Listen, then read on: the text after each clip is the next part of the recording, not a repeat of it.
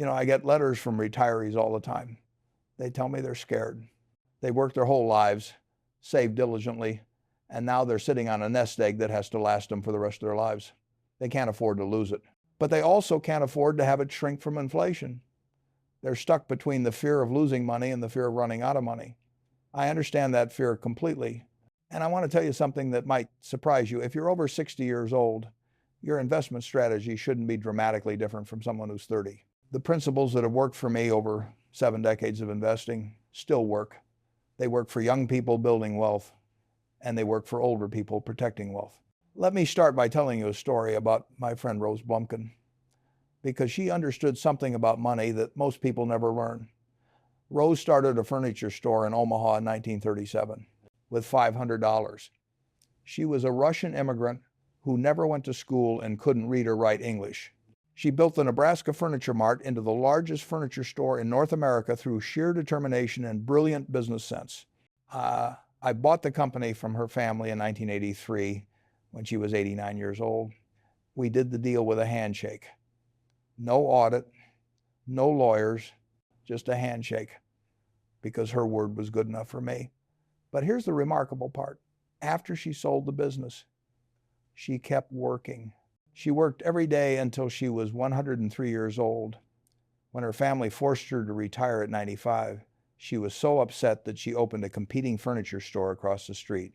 At 95 years old, Rose died in 1998 at the age of 104. She was sharp as a tack until the end. And she understood something crucial. The best way to protect your wealth is to stay productive, stay engaged, and never stop thinking like a business person. Now, I'm not saying you need to work until you're 100 years old, but I am saying that your 60s aren't the end of your productive years.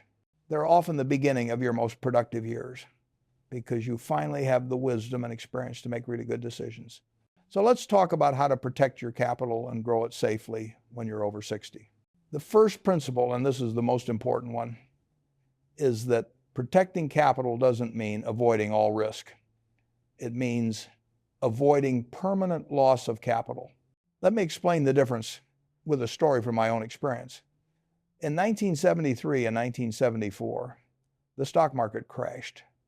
The Dow Jones fell 45%.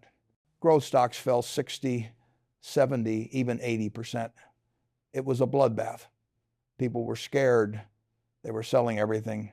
I was running Berkshire Hathaway at the time, and our stock fell along with everything else. On paper, we lost a lot of money. But I didn't panic. I didn't sell, because I knew the difference between a temporary decline in stock price and a permanent loss of capital. A temporary decline in stock price is just that, temporary. The market goes up and down, sometimes dramatically.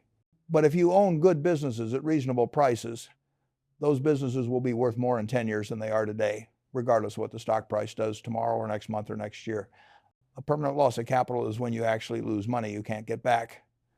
This happens when you invest in a bad business that goes bankrupt, or when you overpay dramatically for an asset, or when you panic and sell good investments at the bottom of a market decline. Most retirees make the mistake of trying to avoid temporary price declines, and in doing so, they guarantee themselves a permanent loss of purchasing power. Let me give you a concrete example. Right now, as I'm speaking to you, in 2026, a 10-year Treasury bond yields about 4%. That sounds safe, right? The government guarantees it. You can't lose your principal. But let's think about what that really means. Inflation is running at around 3% annually, sometimes higher. So your real return after inflation is 1%. And you have to pay taxes on that 4% nominal return. If you're in a 25% tax bracket, you're paying 1% in taxes. So your after inflation return is zero. You're not making any money. You're just treading water. Now compare that to buying shares in a wonderful business. Let's say you buy stock in a company that grows its earnings at 10% per year. The stock price will fluctuate. Some years it might go down 20 or 30%.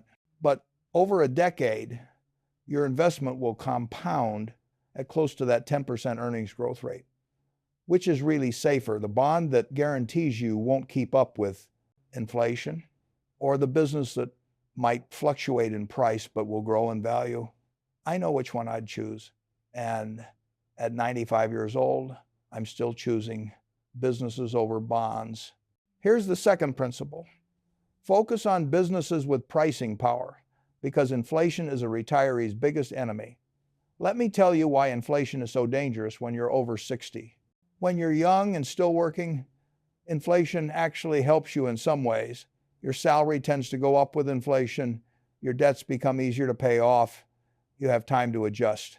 But when you're retired and living off your savings, inflation is devastating. Every year, your money buys less. Your fixed income buys less. Your nest egg shrinks in real terms, even if the dollar amount stays the same. So you need to own businesses that can raise prices with inflation. Businesses with pricing power, businesses that sell products or services that people need and will pay more for over time. Let me give you some examples from my own portfolio.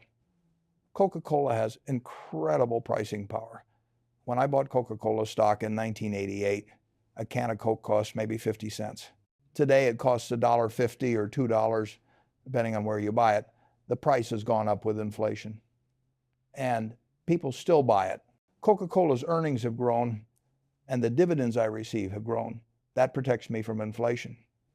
American Express has pricing power. They charge merchants a percentage of every transaction. As prices go up from inflation, the dollar amount of transactions goes up, and American Express earns more. They also charge annual fees for their cards, and they raise those fees periodically. People pay because they value the card. See's Candies, which Berkshire owns outright, has pricing power. When we bought See's in 1972, a box of chocolates cost about $2. Today, that same box costs about $20. We've raised prices almost every year for 50 years, and people still buy our candy because it's special. It's a gift. It's a treat. They'll pay more for quality. These are the kinds of businesses you want to own when you're over 60.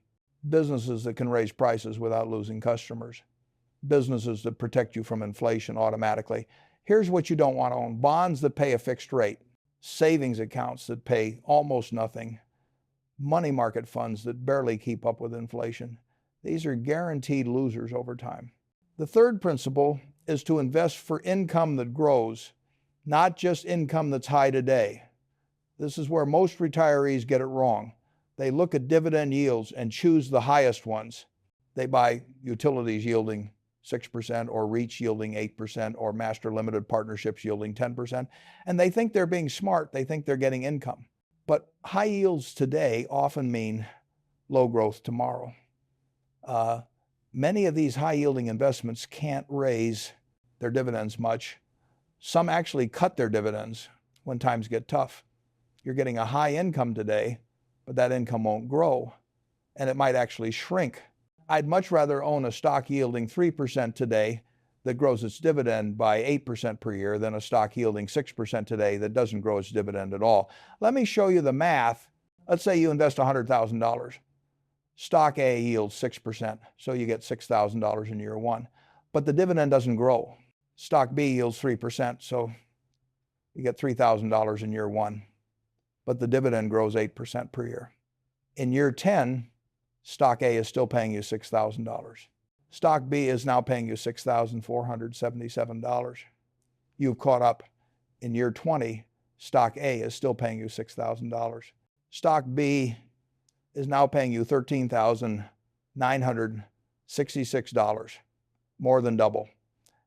In year 30, stock A is still paying you $6,000. Stock B is now paying you $30,162, 5 times as much. That's the power of dividend growth. And when you're 60 years old, you might live another 30 years. You need your income to grow. So what kinds of stocks should you look for? Companies with long histories of raising dividends.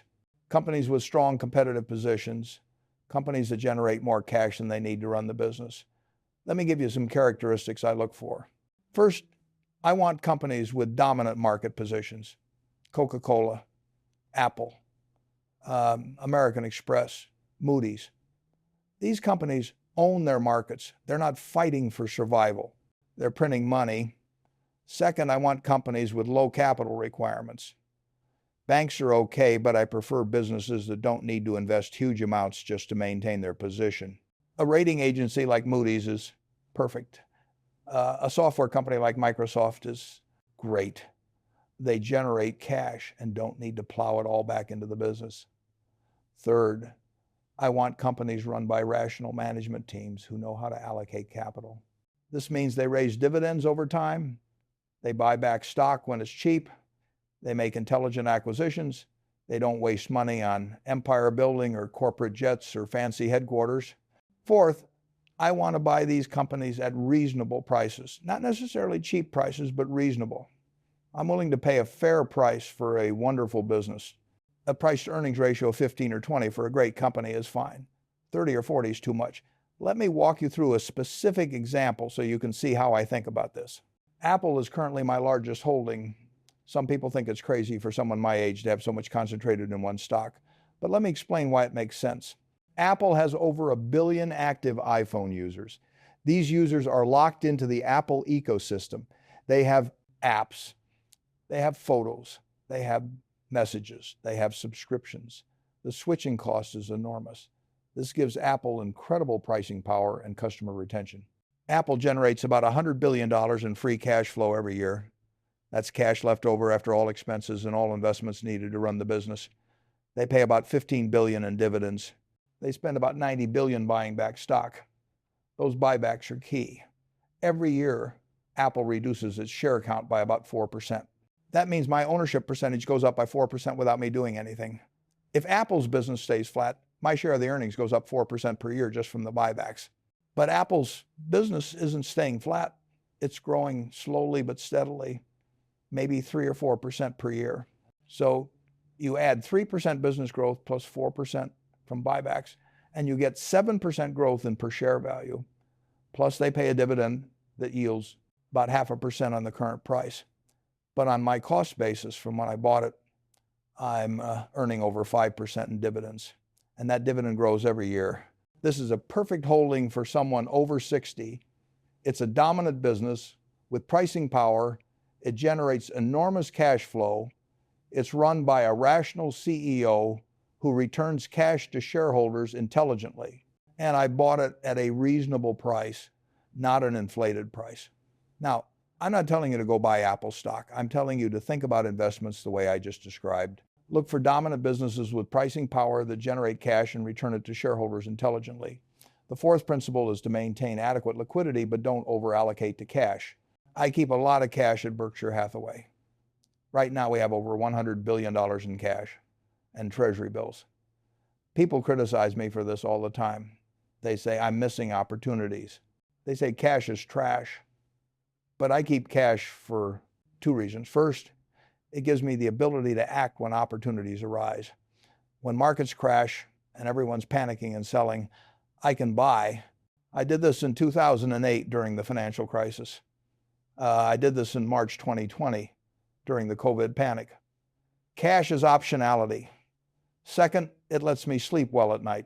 I never want to be in a position where I'm forced to sell something I want to keep because I need cash. I never want to be a forced seller. For retirees, I'd recommend keeping about 2 to 3 years of living expenses in cash or short-term treasury bills. If you need $50,000 a year to live on, keep $100,000 to $150,000 in cash. This serves two purposes. First, it covers your near-term expenses, so you're not worried about market fluctuations. Second, it prevents you from having to sell stocks in a downturn. Let me explain why this second point is so important. Imagine you're fully invested in stocks and the market crashes 40% like it did in 2008. You need money to live on, so you have to sell stocks at depressed prices. You're forced to realize losses. That's a permanent loss of capital, but if you have 2 years of expenses in cash, you can ride out the crash.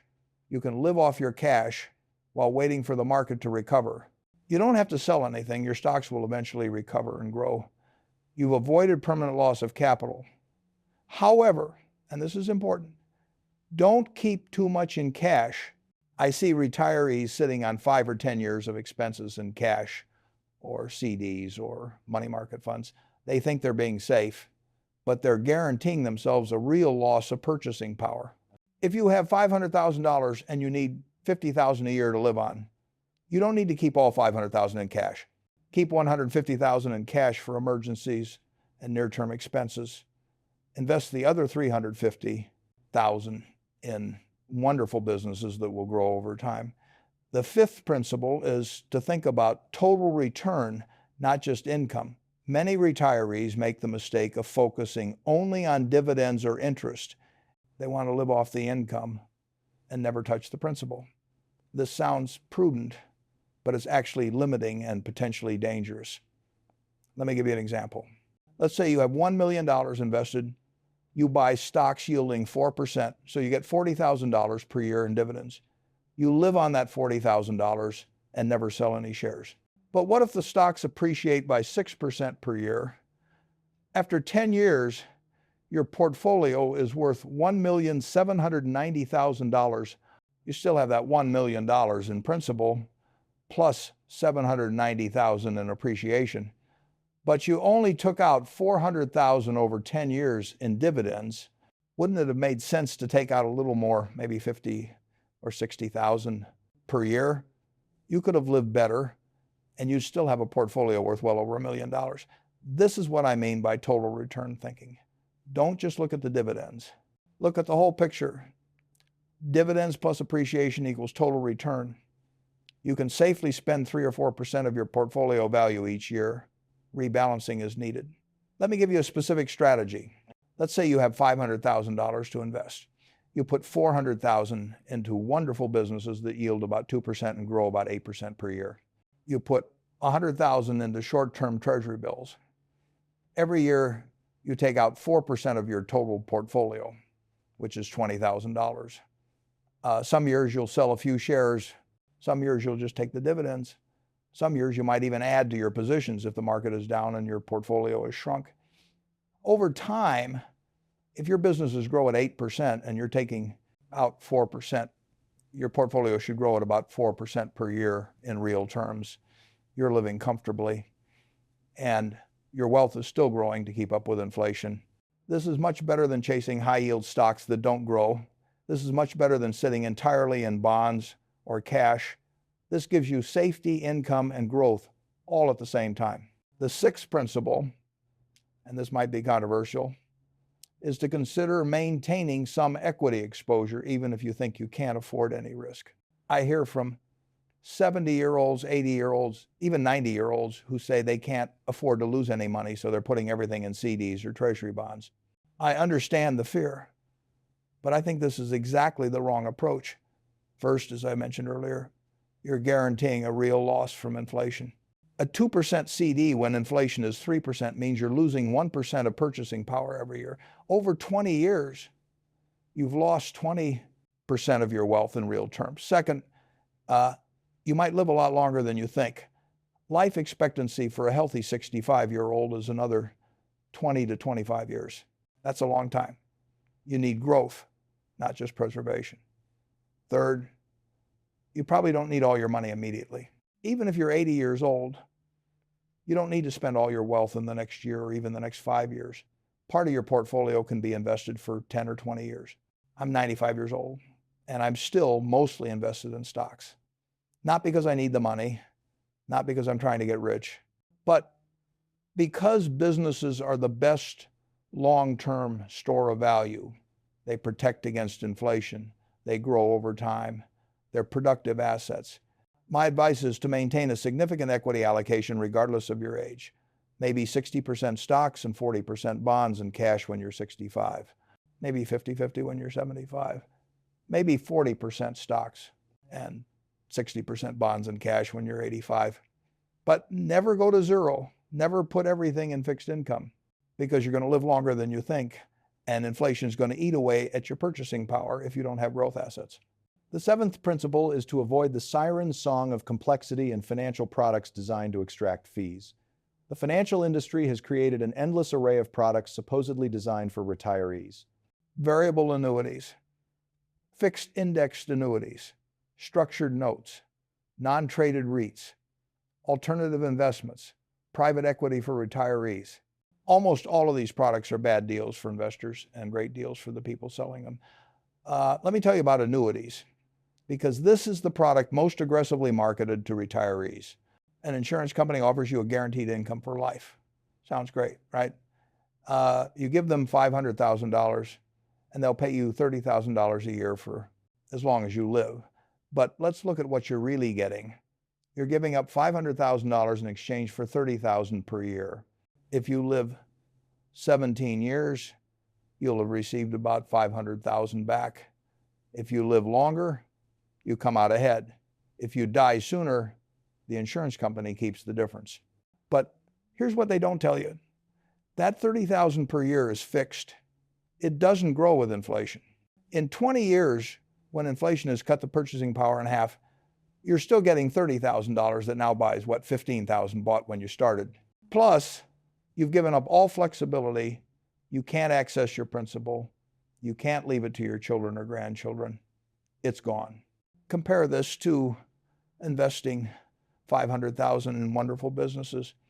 At a 4% dividend yield, you get $20,000 per year initially. But those dividends would grow at 6 or 7% per year in 10 years. You're getting $35,000 per year. In 20 years, you're getting $70,000 per year.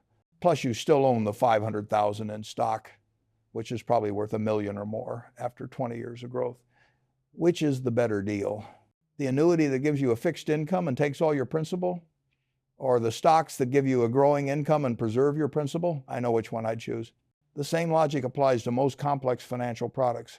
They're sold, not bought. They benefit the seller more than the buyer. They're complicated, so you can't easily understand what you're really getting.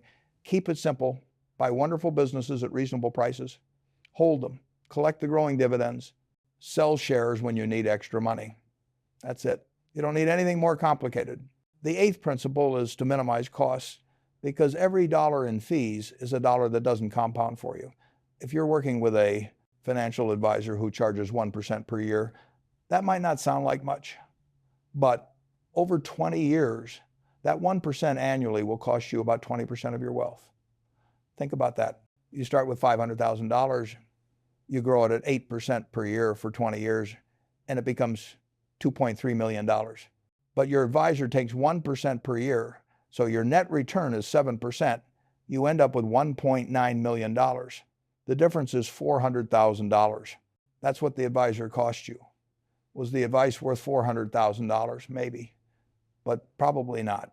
My recommendation for most retirees is to avoid paying ongoing percentage of assets fees. Either manage your own money by buying a few wonderful businesses in an index fund, or pay a one-time fee for a financial plan. If you don't feel comfortable picking individual stocks, just buy a low-cost S&P 500 index fund. It will own 500 of the largest American businesses. It will cost you about 0.03% per year in fees. Over time, you'll do better than 99% of actively managed funds. Put 60 or 70% in the S&P 500 index fund. Put 30 or 40% in short-term treasury bills. Rebalance once a year. Take out 4% annually to live on. That's it. Simple, low cost, and effective. You'll do better than almost everyone who's paying high fees for active management or buying complex products. The ninth principle is to avoid the temptation to get cute or try to time the market.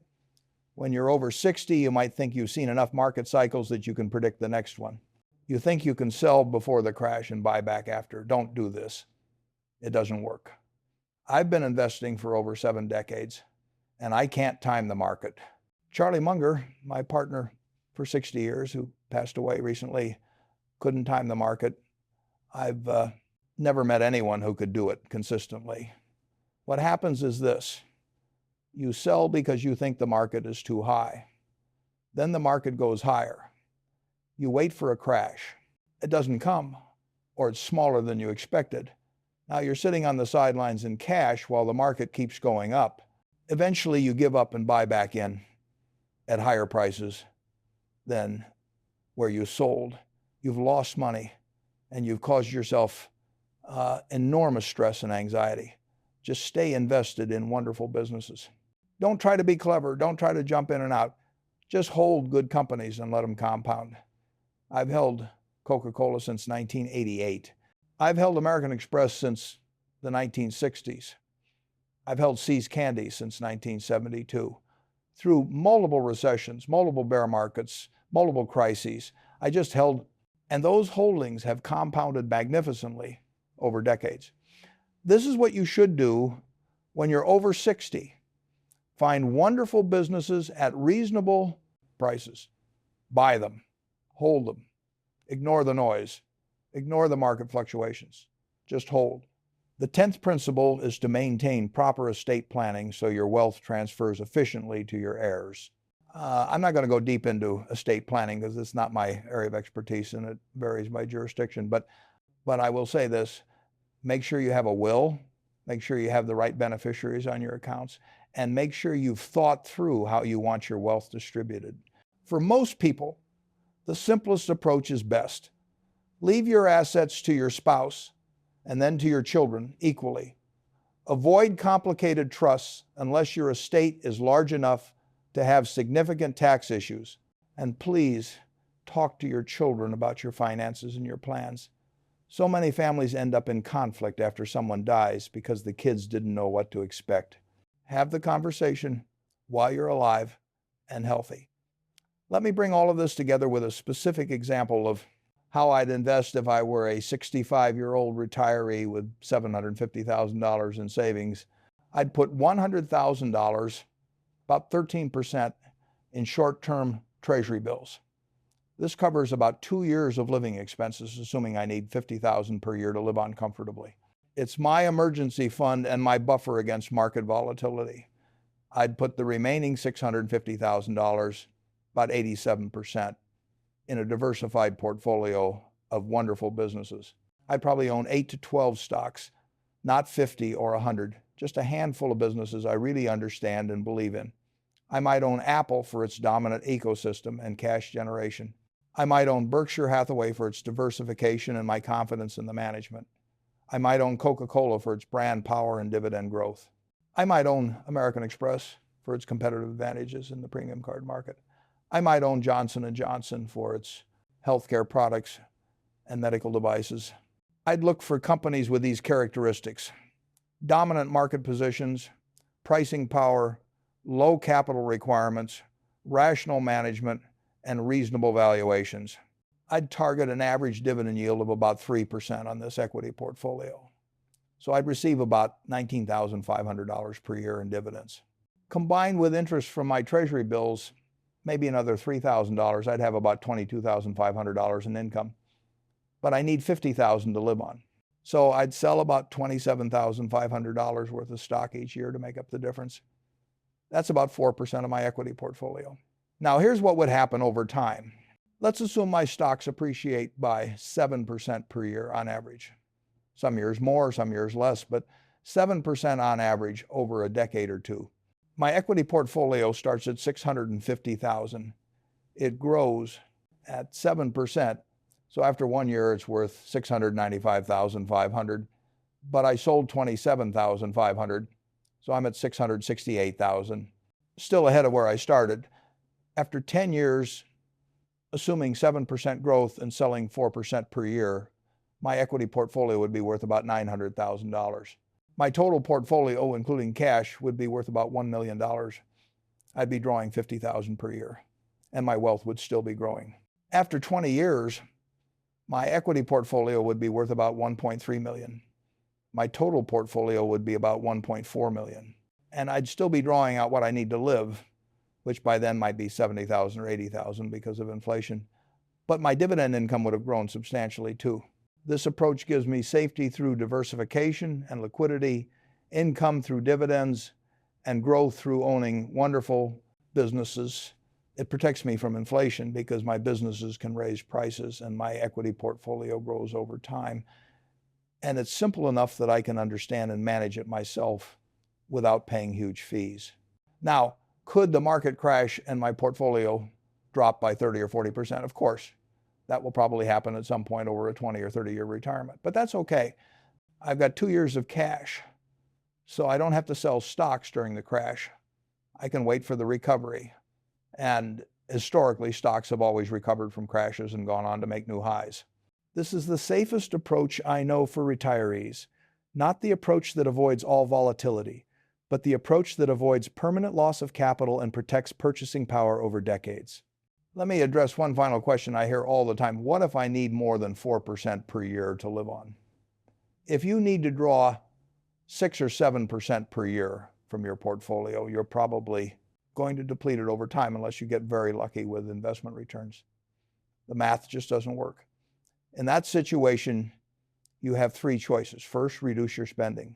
Find ways to live on less, move to a less expensive area, cut unnecessary expenses. This is the most reliable solution. Second, work part-time or find some way to generate income. Even a small amount of income can make a huge difference. If you can earn $10,000 or $20,000 per year doing something you enjoy, that takes pressure off your portfolio. Third, accept that you're going to spend down your principal over time. There's nothing wrong with this if you've thought it through. If you're 75 years old with $500,000 and you need $40,000 per year to live on, you can probably make it last until you're 95, even if you spend down the principal. The key is to be realistic about the math. Don't assume you can safely withdraw 8% per year from your portfolio indefinitely. You can't. 4% is sustainable, 5% is pushing it, 6% or more means you're spending down principal. Let me close with this thought. I'm 95 years old, and I'm still thinking about how to invest for the next 10 or 20 years. I don't think about my age as a limitation. I think about opportunities and risks just like I did when I was 30 or 40 or 50. You should do the same. Your 60s aren't the end of your investing life.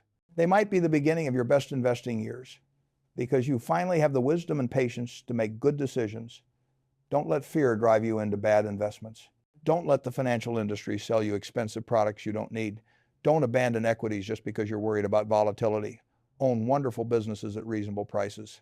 Hold them for decades. Collect the growing dividends. Maintain adequate liquidity. Keep your costs low and live your life knowing that your capital is protected and growing. That's how you invest safely when you're over 60. That's how you protect capital while still earning 10 to 12% returns. And that's how you ensure that your money lasts as long as you do, with plenty left over for your children and grandchildren. The principles haven't changed. Wonderful businesses at fair prices, held for long periods, with patience and discipline. That's all it takes. At 60, at 70, at 80, at 90. The principles remain the same. Trust them, follow them, and you'll do just fine.